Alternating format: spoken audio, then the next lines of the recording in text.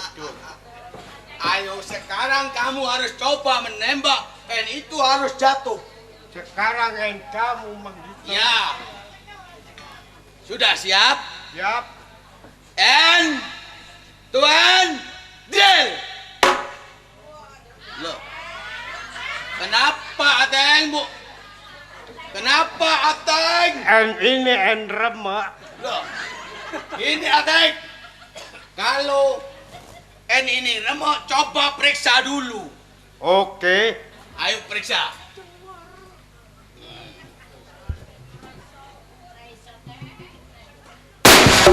Kenapa? Kamu nih gimana kalau periksa, Teng?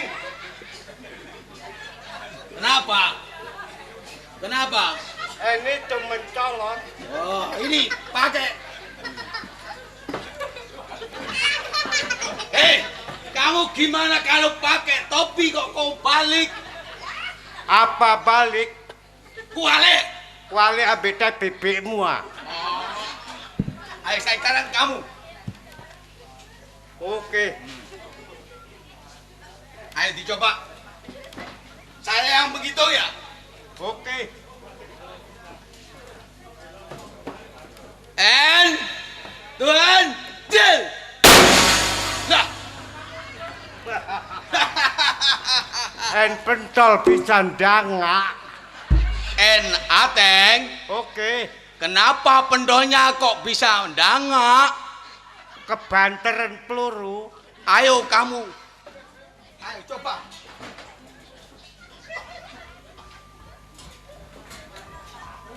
Ya, hati-hati. Ayo coba. Loh, kok terbalik? Loh. Loh. Kok bisa terbalik, Teng? Ini mentul-mentul. Oh iya, ayo coba kau tembak sekarang. Ini. Hati-hati ya. Sudah? Sudah. Keselepan. Aduh. Saya apa? keselepan beluk. Oh, siapan balut. Nah, sekarang ya. Tuan, Dik. Nah. Pentolnya dingkluk. Loyo. Teng, Ya, kenapa pendolan itu kok bisa dingkluk? karena itu tadi kurang jatuh. Wah, ayo dibenahi sekarang, Teng.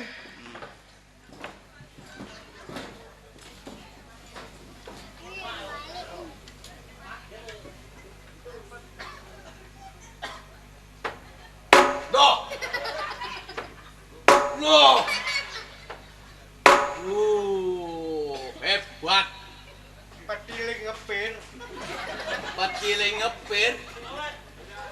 Ayo dicoba sekali lagi ya.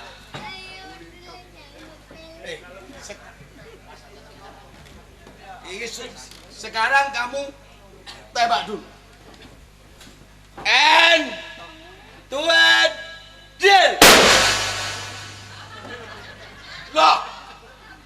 Kenapa? Hei. Kenapa pentolannya kok bisa mentul-mentul? Karena itu ketemu yunga temi. Wah. Ayo kamu periksa. Ayo lihat periksa.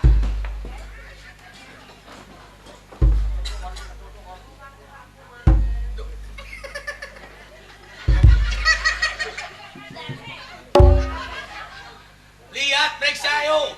Ada apanya? Wah. Ada apa, Ateng? Yang mentul-mentul ada yang gondeli.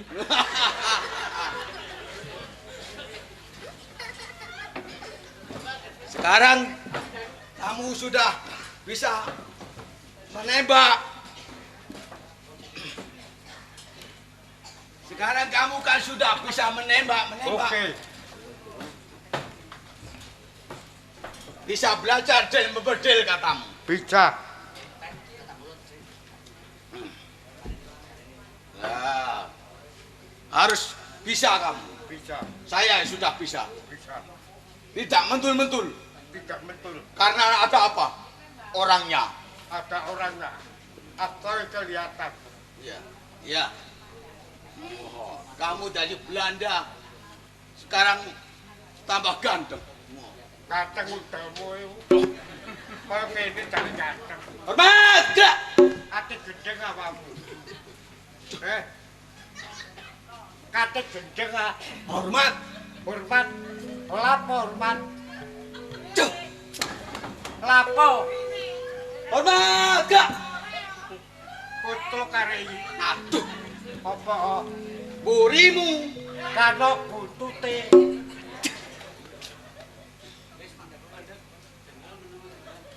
Lah. Hormat, gerak. Kok maling ngene iki.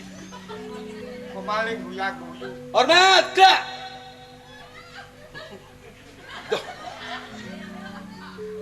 Lapo ngene. Awakmu iso baris kok, Kak? Iso. Ayo. Baris. Jabrak. Balik. Kiri, gerak.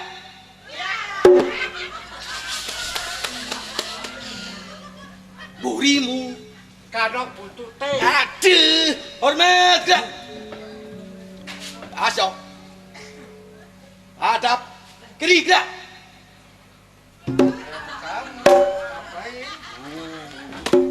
Kon mang lawis tak kandhani ya.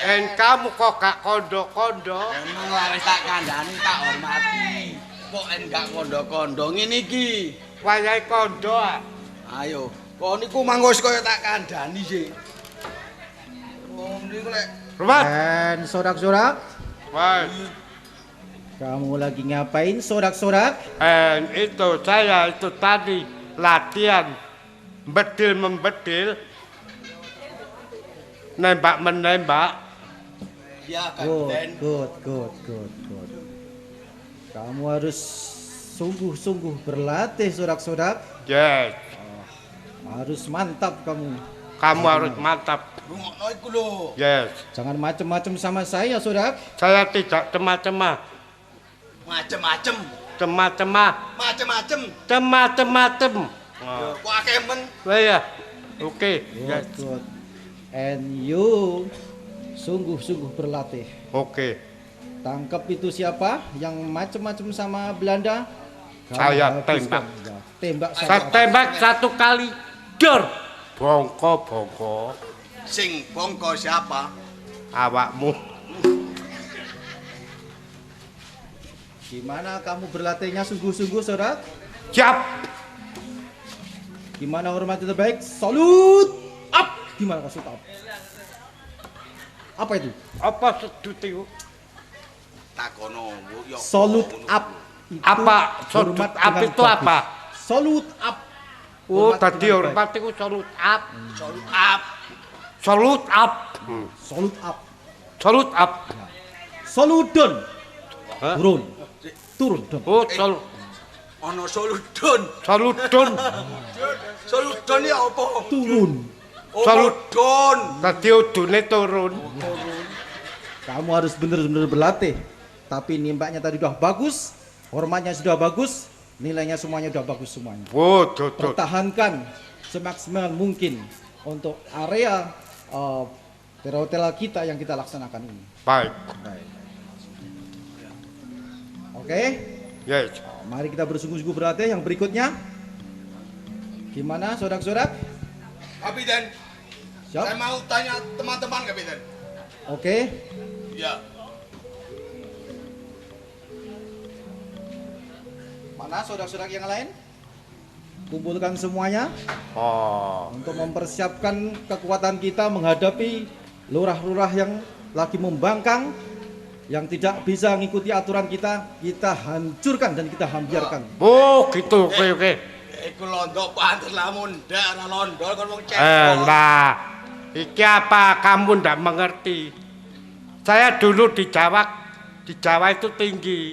Berhubung saya ada di Belanda, kecil sekali.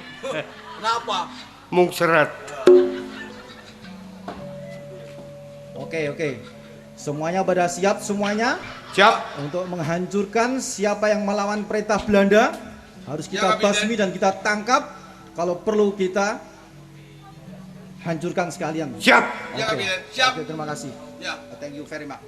Oke. Berangkat. Berangkat. Ayo segera.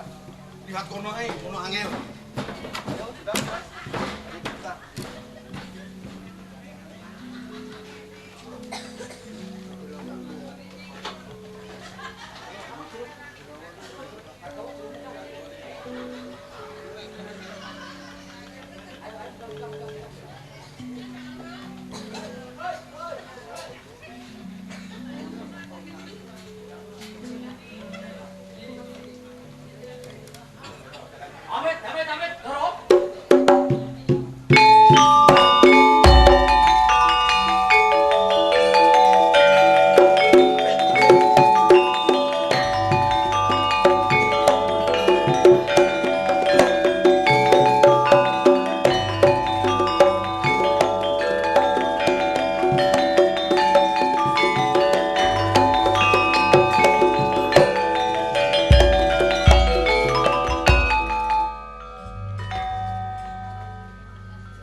Nih, aku kati lapor. Orang. Opo sing ngamar kalapor teh ora? Nih, ngomong Rik. Loh, aku Gus Lurah sing kudu laporan iki. Kapten, iki Carik Bargawa. Oke. Yes. Carik Bargawa iki lek lapor nang kapten nang londo-londo kabeh iki ora gawe basa Jawa, ya ora gawe basa Londo. Ngerti ya? Sebab Carik Bargawa iki wis eruh lek londo-londo iki londo blasteran. Londo keturunan, apa maneh londo iki? Londo tencoplas. Londo tencoplas.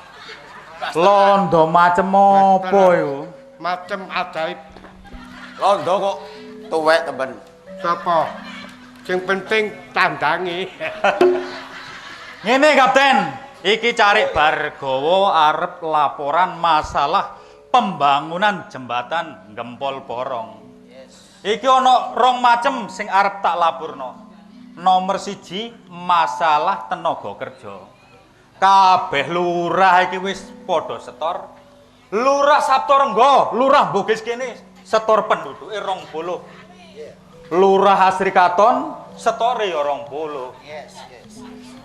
Sik tak deloke citetane kok kliru. Jenenge wong laporan kudu akurat, kudu iso dipercaya. Carik Bargawa. Wah, lek ngetokno iki kudu gawe tesma. Sebab Carik Bargawa iki motone wis lamur, rabun ayam. Sopo ae cari sing gak gelem. Sabar Kapten. Laporan mesti jelas. Setor. Sik tak ringkesi, sabar Kapten. Ojo kuatir lek Carik Bargawa. Tak deloke sik. Loh, sik kertas prediksi. Oh, kertas kasbon utang. Lah iki. Apa ae cari? Kaya sing tak ucapno mang masalah tenaga kerja nomor 1. Lurah Bugis Saptarengga setor penduduke 20 cacahe. Asrikaton Lurah Supadi iki ya setor 20. 3, 4, 5, 6, 7, 8, 9, 10 setore rata-rata 10 sampai 20. Lah iki rungokno Kapten, londo kabeh rungokno. Iki ngene ten. Iki ana siji-sijine lurah sing gak manut karo perintah Londo. Ganok meneh ya lurah Bintoro teko Lurah Gunung Gangsir. Oh, Lurah Bintoro enen. Harus kita hancurkan tuh Lurah Bintoro. Lek sampai Lurah Bintoro gak dicekel, iso-iso pembangunan jembatan Gempol Porong kini macet. Harus kita hancurkan dan kita tangkap Lurah Bintoro itu. Kita Lek ngono aja kesuwen. Lah iso lurah Bintoro ndang sampean cekel. Nang kok dilangket nang tang sine Londo. Aja kesuwen. Ayo kita berangkat. Tak tegesi meneh ya Kapten ya. Oke, yes. Sanggup nyekel Lurah Bintoro? Lek nih bener-bener sanggup, aku karo Lurah Bilowo ngiting saka kadoan. Wah, very good. Nah, ayo Gus. Ayo, no, Ngiting pamit, saka Kapten. kadoan. Ayo kita lanjutkan kita ke Lurah Bintoro. Wah. Oh, balik. Waduh.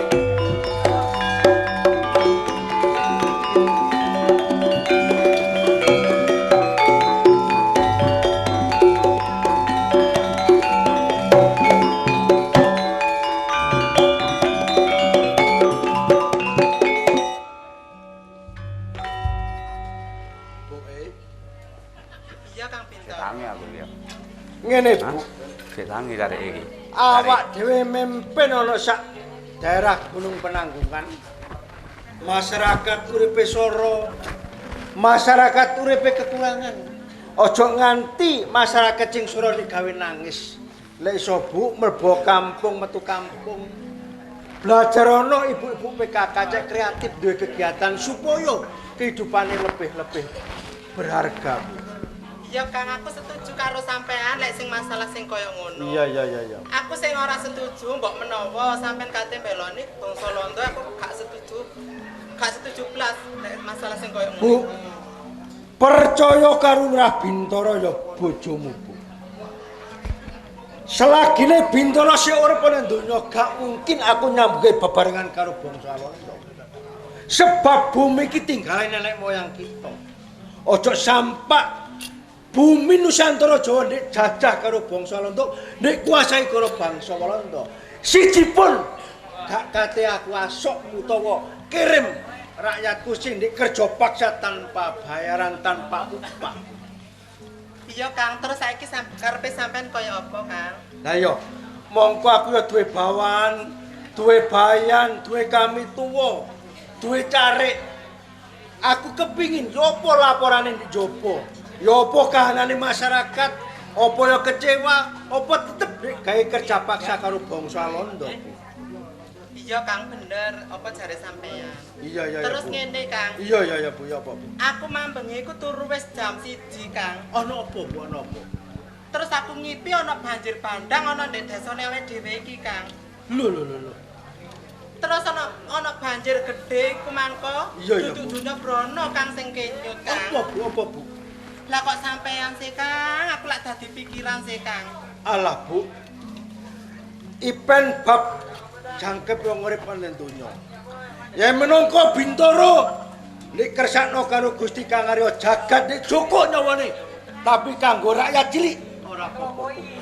Tapi aku titip senajan to Bintoro nek cukup karo Gusti Kang Arya jagat, nek cukup karo pangeran, bahkan nek cukup patiku utawa nyawaku. Tapi sampeyan tak jaluk Bu, toton ibu-ibu PKK mlebu RT metu RT. Lebonono aja sampak kecewa kabeh. Iya Kang, apa sing sampean karepno bakal tak lakoni Kang. Iya Bu, iya.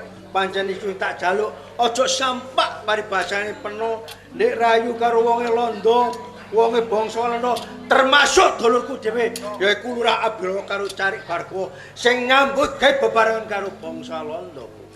Iya Kang, kaya Iya. bolone awake dhewe ngono ku ya kudu sampean elingno Kang, aja sampe mbelani bangsa Wis gak Londo. kurang-kurang Bu, gak kurang-kurang. Tapi tetep gawe golek pangan tetep nang bangsa Londo. Aku gak kurang-kurang. Ayolah nyambuke babaran karo rakyat cilik. Sebab aku sampean kabeh iki nek pilih karo rakyat cilik, perlune mbelani rakyat cilik. Iya bener Kang, Iya. bener sampean. Aku setuju apa sing sampean karepno Kang. Iya Bu, wis Arya Santoro pinarak sih Bu. Iya Kang. Tuh. Terus masalah IPN iku lho Kang, aku koyo susah. Kok dadi pikiran Iya. sedina iki mangko ngono lho Kang. Wis lah Bu, pancen wong ipen iku tembung paribasane jangkep wong urip termasuk wong turu. Ya kena dipikir kena enggak. Mbok paribasane iku aja sampak muncul wahala sing enggak perlu dijenengno abang. Iya Kang. Supaya badar gak ono apa-apa. Keluargane dhewe awak dhewe aman, rakyat Gunung Penanggungan kene ya juga aman. Iya Kang. Lah iki lho, Awet! Was kula ingkang rawuh.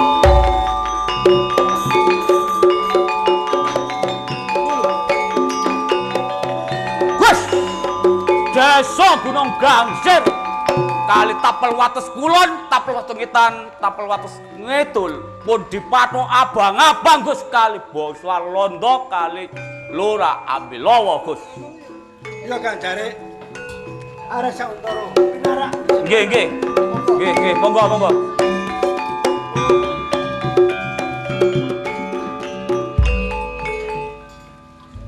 Ngene Kang Jare. Teko sampe nang pendopo kuran tansah kaget gawe kecewane aku karo bojoku. Nggih. Ono wigati opo Kang Jare? Nggih. Matur sing enak, sing santai, aja sampak guyub lan gupuh. Nggih, Gus. Nggih. Yo apa Kang Jare? Lah kula mereng-mereng niku ngoten Gus. Londo jang nyepeng Gus Lurah. Terus pundi Gus niku? Londo kate mlebu nang Gunung Gangsir pelune nyekel Bintoro. Nggih Gus. Kaget Kang Jare. Nggih. Bener Bu. Bener apa sing dadi pen sampean Bu? Iya Kang. Tumus apa sing dadi pen sampean Bu? Sing tak kuwatirno kok koyo kate kejadian sih Kang. Ora apa-apa, ora usah cilik ati Bu. Gemredek Londo sandane mlebu nang Gunung Penanggungan kate nyekel Bintoro. Ndak apa-apa Bu. Tapi aku titip Kang Jare. Nggih Gus, nggih. Apa bayan polo barang ana di kono? Lah niku mboten semerap niku Gus. Ngene Kang Jare. Aku pesen karo Riko Kang Jare. Nggih. Bapasane Londo saandane sak Bargawa lan sak Abilawane. Nggih Gus, Tujuane kate nyekel aku nderangking nang gene underan bangsa Londo. Nggih. Aku titip nang Riko Kang Jare. Nggih Gus. Ojo sampai siji setor rakyat sing kerja paksa karo bangsa Londo sing tanpa upah, tanpa bayaran. Nggih. Aku yang ngono Bu. Sing waspada, sing hati-hati. Kok paribasane aku nek cekel karo bangsa Londo, nek kecek hukum nang gene underan. Ojo sampai sampean kecewa, ojo sampai sampean kelek rayuan karo bangsa Londo. Iya Kang.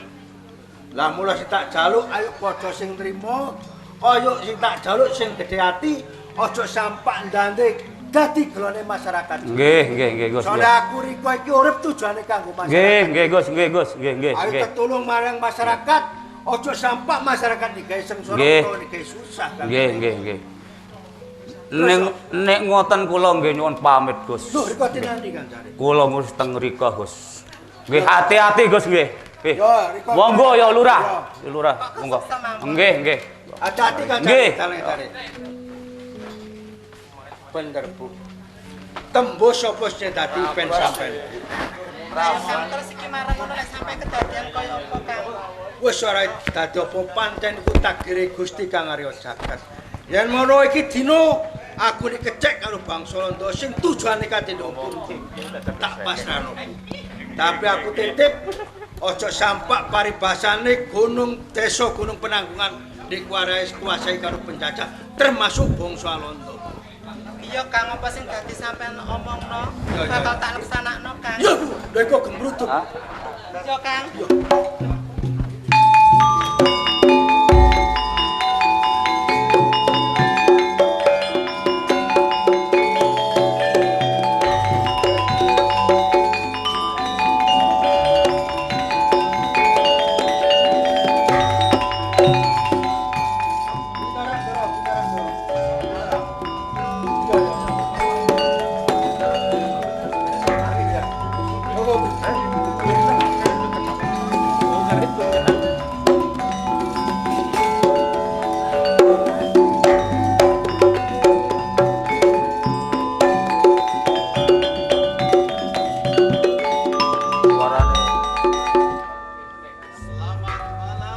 Iya, selamat malam, Doro. Kamu apa betul ini Lurah Bintoro? Betul, Doro. Ya aku sing jare Lurah Bintoro, lurah masyarakat di Gunung Penanggungan, Doro. Kenapa Iyu nggak ikuti perintah Belanda? Kenapa ikuti perintah Belanda? Apa Iyu sudah berani menantang Belanda? Ngene to. Aku ndek peleh dadi lurah krana wong cilik. Aku dadi lurah tujuane kanggo wong cilik. Ojo sampak paribasane aku patuh aturan karo bangsa Londo. Soale riko penjajah nek kene. Kalau you sudah nggak mau ngikutin perintah Belanda, you akan saya bawa ke tangsi Belanda dan you akan saya tangkap besar. Iki dino Riko teko rene tujuane kate nangkep Lurah Bintoro. Iya, kayak you sudah tidak mau mengikuti perintah Belanda, you akan saya bawa ke tangsi Belanda. Secuil pun Bintoro isih urip ana ing donya, gak mungkin aku bisa nyambut bebaran karo Riko to. Oke, yes. Sodak-sodak, saya perintahkan kamu untuk bisa menangkap Lurah Bintoro. Isin to. Aku njaluk waktu 5 menit. Oke. Tak pamitan nang bojoku minangka kanggo gegandeng aku selamane iku urip ana ing donya. Oke. Aku njaluk waktu 5 menit to. Oke, gak boleh lama-lama, Sodak. Ibu Bintoro. Bener apa sing dadi pangucap sampean Bu? Iya Kang. Apa sing dadi menku saiki wis keturutan Kang? Tujuane londo teko nang omahe dhewe. Tujuane nangkep karo aku ya termasuk Lurah Bintoro. Iya Kang. Mula aku pesen Bu. Senjataku keris iki Bu. Kuduna nang gunung Gangsir Bu. Kudu ana putrane dhewe sing aran Jawa Sambang. Iya Kang. Ojo sampak menggak-menggok yen sampe durung tutuk panembane bapa gurune Jawa Sambang. Iya Kang. Ning aku pesen siji. Coba keris iki paringake nang putrane dhewe kang aran Jawa Sambang. Iya Kang. Lurah Bintoro. Ya. Jangan lama-lama, Lurah Bintoro. Ganto. Sodak, kamu tangkap itu Lurah Bintoro. Yo. Aku pasrah to. Tangkap sekarang. Ayo kita bawa ke taksi, Sodak. Kang Bintoro. Waduh, sing akeh.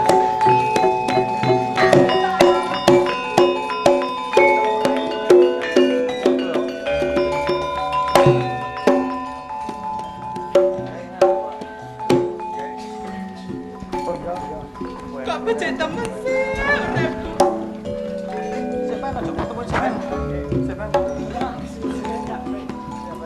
Kono cak ngerus ulo sih. Kang Bintoro. Mestine saiki wis digawa. Bangsa Walanda. Ora bakalan iso bali. Wis. Amit.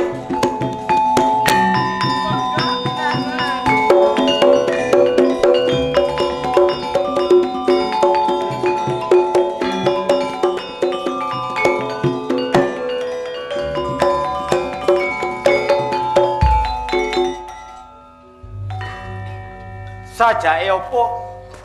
Kowe kok nangis ae ana opo? Kaya-kayake susah mikir opo Dik Sutina. Nggih Kang Lurah niku wau. Kang Bintoro dipun beto bangsa Walanda. Loh, kok iso? Mestine Lurah Bintoro duweni kesalahan karo bangsa Londo. Nggih niku wau tirose. Mboten setor napa niku? Penduduk kayak kerja paksa, bangkang karo ke bangsa Londo, bangkang. Terus jenengan iki wong saking pundi? Aku rene iki nomor 1 yo ngabarno katitakon ya apa kabare Kang Bintoro. Nggih kabare pun kula sanjangaken niku wau. Lah lek Kang Bintoro digawa nang bangsa Londo kok ora njuk tulung aku. Wayahe ngabari karo Gus Lurah. Supaya Lurah Bintoro gak sampe digawa nang tangsine Londo. Sebab wong sapa ae sing digawa nang tangsine Londo mulih arep bakal urip, mestine dadi patine ngono Dik Sutina. Ngono. Iso budal gak iso mulih. Iso-iso dadi lan temekani pati. Terus sakniki kelanjutane kados napa? Wis aja dipikir nemen-nemen. Engko ana sing dadi gantine Kang Bintoro. Lho lah kok iso wonten napa gantose? Wis ngene. Aja dipikir nemen-nemen. Engko dadi lan patine awakmu. Ngene. Ngene Gus Jarek. Ngomong nang arek wedok iku aja dipadakno ae karo ngomong wong lanang. Kudu ana aluse. Nggih, jenenge ngomong napa? Ngene, Dek Sutina. Nggih. Awakmu lek tak was-wasno ae. Mikir Lurah Bintoro sing ndek kono nang Tangsi Londo. Awakmu lek mikir terus dadi guru gak arep mangan lara-lara dadi patimu. Wong awakmu ya sik enom, wong awakmu ya sik ayu, sik mingis-mingis. Lah iya, Agus. Bener, Bintoro. Nggih mboten dipikir ya napa. Wong jenenge niku tiyang dalem nggih rakyat kula. Ngene, lek Lurah Bintoro wis ora perlu dipikir. Sebab iki ana lurah sing duweni rasa tresna ambek awakmu. Tinimbangi Lurah Bintoro deko nang Tangsi Londo dadi patine, awakmu dadi rondo, dadi bulurah-lurah dongkol. Lah mula iku gelemo ndek rabi karo lurahku, Lurah Abilowo, lurah sing sugih. Lho, lah tapi aku sik wujude sik duwe wong lanang sik duwe bojo. Aja dipikir, lek ana ae dipikir lek gak ana niki ya wis kene ambek Lurah Abilowo. Lho, lah terus lek kula mboten perlu ya napa. Wis ngene. Sing wis gano aja dipikir, sing ono ae iki pikiran. Iya. Dipikir ya napa sih? Sing ngarepe moto iki lho, delok napa wong isih enom sugih. Lek Sutina gelem njaluk apa ae keturutan. Lho, lah sakniki kula tasih gadah garwa, tasih gadah rakyat. Kok sampean jeneng rabi kula? Tapi wis gawa nang kantore Gupermen. Iso budal, gak iso mulai, iso dadi lan temekane pat. Modar. Tapi lak dereng wonten kenyataane, tasih dereng wonten nyatane. Tapi akeh-akeh mati ini. Terus sampean kok semerap lek kowe konten. Sebab Kang Bintoro gonang Tasinte Londo iku pokok gawene ya Lurah Abilowo. Wis akeh contone lek nek gawa nang Tangsine Londo mulihe kari jenenge tok. Wonge gak ono. Nah jenengan niku lho kok ngotot. Wis ngene. Lek kon aja mikirno Kang Lurah Bintoro. Sing ana iki ae ayo dipikir. Lek iso kon urip bebarengan karo aku, iso dal-dadilan penake. Lho. Wong ya akeh sego, ya akeh ketan. Lah apa aku le ditumpleki? Lho, maksude apa iku? Maksude ora mudeng ya. Akeh prawan, akeh rondo. Lah apa bojone wong ditumpaki? Tapi aku kurang lega lek gak urip bebarengan karo Sutina. Lah enak wong loro tak pilih patine. Cocok, Gus. Bener, Gus Lurah. Wis ngene Sutina. Lek gelem urip bebarengan karo aku ora gelem. Setahun gelem mo, Dek Sutina. Lah wong rabi setahun. Lek gak gelem setahun, saulan, gedene saulan. Gelem mo. Sak minggu. Lek aku mau sak minggu. Kon di kasar gak kena, ilus gak kena, tak pateni.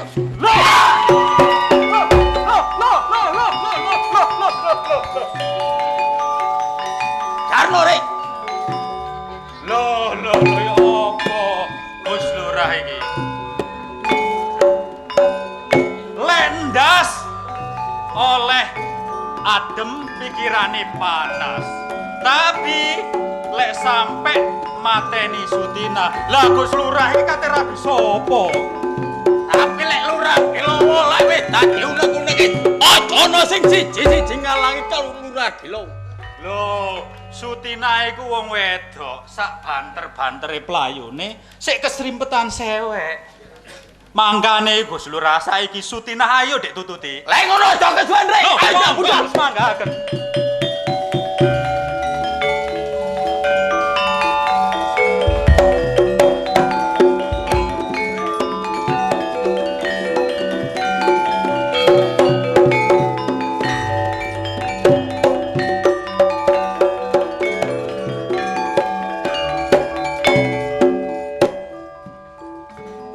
Nopo Gus Lurah iki? Sutina dadak ditututi. Rupane kaya wedok dadak pelayune. Ala-alae jaran ae Gus Lurah. Pancene bener. Uber ngantek keringet tekane kono kene gak ketemu. Ana ndi Sutina? Ayo Gus Lurah, dek tututi maneh. Ayo, aja kesuwen.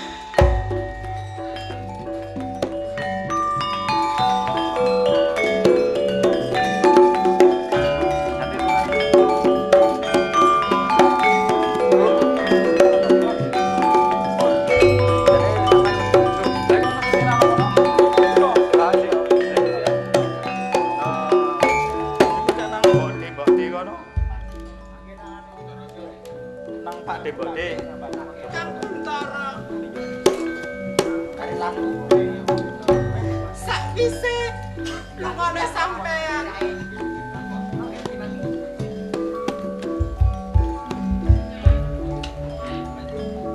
Dulur sampean.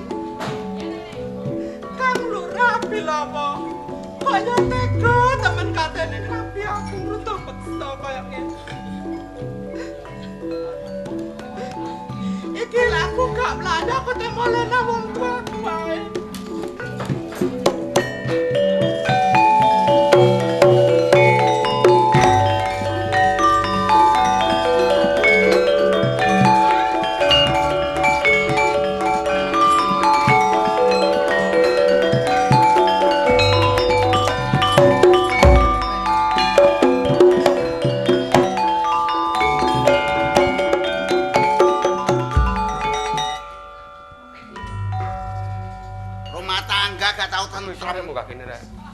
Kisruh terus. Nanti kisruh ya apa ngelanang ra karo-karuan tingkae. Ora mikir wis tuwek. Tan lianan jarak atine wong wedok ae.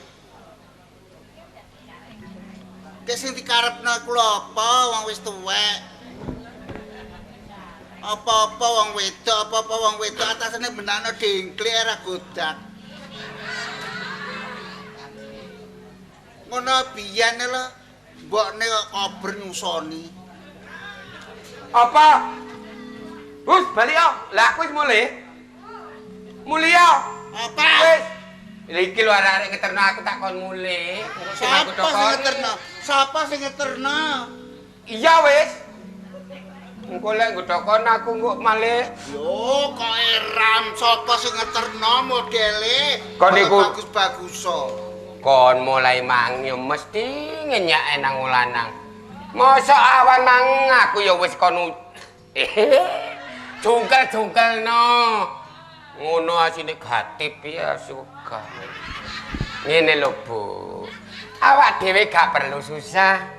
Eling-eling mantune awak dhewe iki wong sugih, kathik duwe derajat pangkat dadi kepala desa. Banggatine. Ya iya.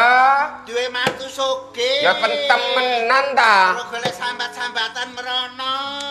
Kak aku ora tahu ya biyen pindho biyen. Oh, biyen.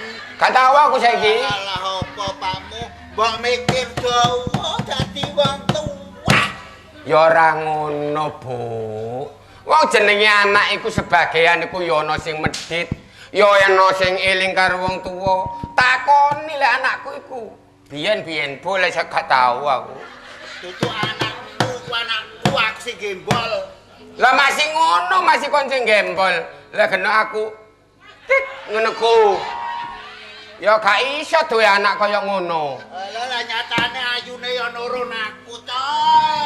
Is, kon yo ngono iku kapan ayu nurun awakmu. Kapan elek kaya bapakmu. Masih elek aku lak sedep. Apane sing sedep? Kon lali ta? Wong aku elek-elek ngene lek kadung tuldi. Nutul ya dadi. Mulane lek arek ngono ku lek aku tak bangga-banggakno. Eling-eling dadi kepala desa, ya. Terus Bu Desa. Terus Pak D sing ora tau utang kok. Biyen-biyen. Ini meja kencengno. Ora kate, kencengno dhewe. Sapa sing nyisi-nyisino, Mang? Wegah aku dindelosor. Ya ora ta, Dik. Iya lak ngene, Bu. Bu, wis tak penane. Duh. Aku seneng deh bojo lek lemu ngene iki. Tapi wekku seminggu. Aku seneng. Aduh aja ngono. Lah tasane wong lanang iki lanang-lanangan tok ae. Aduh kon aja ngono, kon mambengi genang ngene nuk kon. Apa? Apa iku? Ya wek pean, Pak. Ngono ae. Lah genang ngono nak awakmu. Ngene, Rika lho. Heeh. Poso jamu ndok 9 iku lho, gawe apa? Ya cek tuwek. Ya ora ngono. Di samping awake iki cek perkasa, cek iso. Dik, ngono iku lho, Dek. Tapi Rika kok Masalah mari jamu bareng anu kok ngono ku lha apa? Iku dudu aku. Sapa? Iku nek mburi wedhusmu. Wah, kono iku aku ki wong, Bu. Lah apa katene wedhus? Ya ora ta. Gendeng aku niku. Wah, isine aku wedhus sih. Lha kaya duwe isin nah. Ya duwe ta. Isin iki ning ndi nggone? Isine, Ndek. Ning moto. Moto ya ora. Lah ndek apa mbokne? Isin sampean isin karo jajal rono. Iya. Ya apa? Muda wani. Kon kate sampel lah. Oh, wong dadano. Lah sampah aku iki kongkon muda aku wani. Waduh sing delok jan aku weh janan. Terus nyapa lek wis akeh sing delok. Aku yang mlayu. Kon niku ya lek adus, ora adus kok. Kongkon apa, Mas? Kongkon apa muda? Aku ajane malu. Aduh malu. Enggak, Dik. Ya tok malu kan timbang malu-maluin. Ngono ya mbokne ya. Kon tak hitung ya cerdas sih. Lah kok iso? Iya ta? Ya masa sembarang sekolah biyen. Ya Rikot gak tau mangan sekolahan. Yo masih gak sekolah aku betah huruf. Tau huruf. Saiki Iya. akeh sekolahan buta huruf. Wakeh ta Marsudi Waluyo. Itu Mbok yo, Riko iku kaya kang ngatemun ngono. ngatemo. Ngatemo apa ngatemun? Ngatemo. Lho, iku lak kakange, adike lak ngatemun. Mbok meneh sing jelas iku Pak Ngatemo kon kok jane tambahi. Oh, ngono ah. Ngono lho. Lah aku muni ngatemo ditambahi ya. Ya temenan ta wong gak isoan. Amin, muga-muga aku ditambahi Ngono. tenan rek. Lho ngono lho. Riko mbok ya belajar apa ya kumpulan lek ana rapat iku mbok nekan-nekani. Ya sak mestine eling-eling awak iki dadi wong tuane kepala desa ya. Ya iya ta. Tapi aku ben budal iku mesti kari ae. Gak tau kuman. Lah kate kok karya apa, tiga karya apa? Wong sembarang ora tau siap. Lah ndene kate ya apa mbokne? Kalah karo lakune arek nom-nom jadwale iku lho. Wis main